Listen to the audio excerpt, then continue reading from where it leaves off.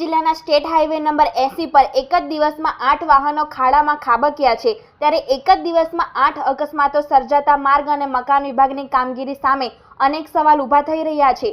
તાપી જિલ્લાના ઉચ્છલથી નિઝર સુધીના આશરે 70 થી 80 કિલોમીટર લાંબા સ્ટેટ હાઈવે નંબર 80 પર સ્થિત ટોકરવા ગામ નજીક તંત્ર અને એજન્સીની પાપે નિર્દોષ વાહન ચાલકોનો જીવ જોખમમાં મુકાયો છે।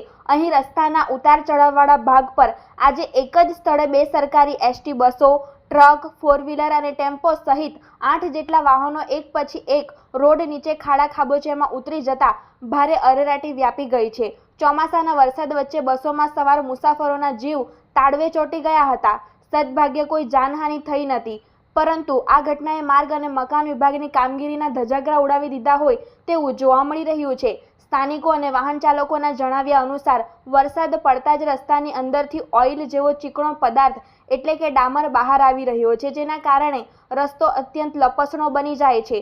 પ્રથમ વરસાદથી જ એટલે કે છેલ્લા 1 મહિનાથી આ જીવલેણ સમસ્યા ચાલુ હોવા છતાં તંત્રએ કોઈ જ ધ્યાન આપ્યું નહોતું। ડ્રાઈવરોની ભૂલ વિના માત્ર ટેકનિકલ ખામીના કારણે વાહનો સ્લીપ થઈ રહ્યા હોવાથી લોકોમાં ભારે રોષ જોવા મળી રહ્યો છે। આ ગંભીર બેદરકારી અંગે જ્યારે સ્થાનિક એસઓ સાહેબનો સંપર્ક કરવામાં આવ્યો ત્યારે તેમણે સ્વીકાર્યું હતું કે રસ્તો બનાવતી વખતે ડામરનું પ્રમાણ વધુ હોવાને કારણે આ સમસ્યા સર્જાઈ છે। ટેકનિકલ ભાષામાં આને બ્લીડિંગ કહેવાય છે। આ અંગેની જાણ થતાં જ સ્થળ નિરીક્ષણ કરી જેસીબી દ્વારા રસ્તાને ખરબચડો બનાવવાની કામગીરી શરૂ કરી દેવામાં આવી છે। જોકે અહીં પ્રથમ વરસાદથી આ સમસ્યા ચાલુ હતી તો કોઈનો જીવ જાય ત્યાં સુધી શું તંત્ર રાહ જોઈ રહ્યું હતું કે શું? 1 મહિના સુધી તંત્ર ક્યાં ઊંઘતું હતું? શું એન્જિનિયરોની આંખે પાટા બાંધેલા હતા?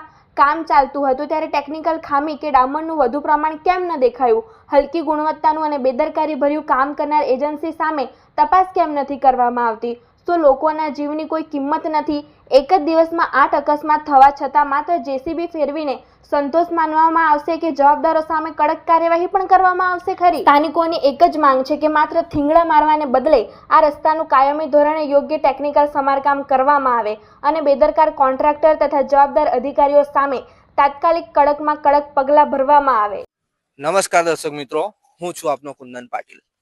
અકસ્માતો તો ઘણા જોયા છે ને એ ક્યાંક ને ક્યાંક ડ્રાઈવરના કારણે થતા હોય કે ડ્રાઈવરની ભૂલના કારણે થતા હોય, અને પોલીસ પોતાની એફઆઈઆર ની અંદર લખે છે કે બેદરકારીપૂર્વક વાહન હંકારવાના કારણે અકસ્માત થયું છે। પણ હવે ઉચ્છલ તાલુકાની અંદર એક દિવસમાં 8 જેટલા એક્સિડન્ટ એક જ સ્થળ ઉપર થાય છે। ત્યારે એનું કારણ જાણવા માટે આપણે ત્યાં પહોંચીએ છીએ ત્યારે ચોંકાવનારો ખુલાસો સામે આવે છે।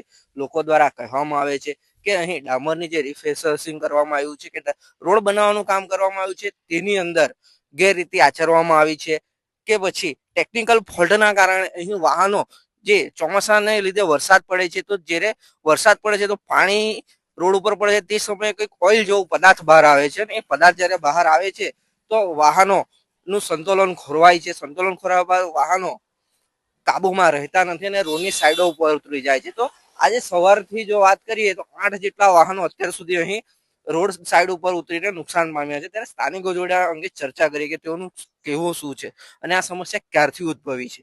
જી ભાઈ, આપનું નામ? પ્રતિક। પ્રતિકભાઈ, તમે ટોકરવા ગામના રહેવાસી છો? હા। હવે આજે સવારથી તમે લોકો અહીંયા જ છો? હા। સવારથી અત્યાર સુધી કેટલા વાહનોને અકસ્માત? 8। હા।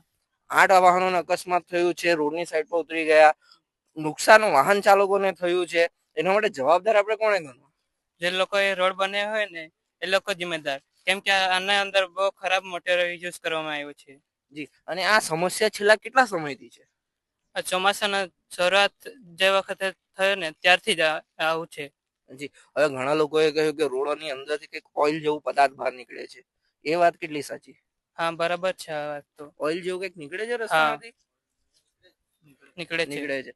હવે એ જે ઓઇલ વાળું જે પદાર્થ કંઈક નીકળે છે એના કારણે એક્સિડન્ટ થઈ રહ્યા છે કે આ રોડની સંતુલન ખોટી બનાવી છે એના કારણે? એના કારણે, કેમ કે જે રોડ છે આ બહુ આડો અવળો છે અને એક જ બાજુ જોવા મળે છે।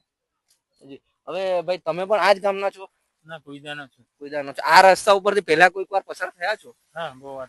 ત્યારે તમારી સામે કોઈ અકસ્માત થયા છે પહેલા? નથી। આજે કેટલા જોયા તમે? આજે અમે 8-10 વાહનો જોયા। 8-10 વાહનો જોયા। હવે આજે રોડ ના કારણે 8-10 એક્સિડન્ટો થાય છે, એમાં ડ્રાઈવરોની ભૂલ ખરી? ડ્રાઈવરનું ભૂલ નથી। ભૂલ નથી। આજે ઓઇલ નીકળે છે એના કારણે ગાડીનું બેલેન્સ ખોરવાય છે, એના કારણે અકસ્માત થઈ રહ્યા છે। જી,